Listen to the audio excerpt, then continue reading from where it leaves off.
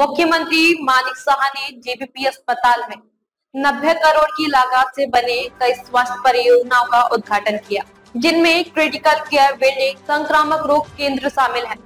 उन्होंने एम्स नई दिल्ली से टेलीमेडिसिन लिंक की भी शुरुआत की। मुख्यमंत्री ने कहा कि ये पहले त्रिपुरा को स्वास्थ्य सेवाओं में आत्मनिर्भर बनाने की दिशा में महत्वपूर्ण कदम है, ताकि राज्य के मरीजों को अब इलाज के लिए बाहर न जाना पड़े।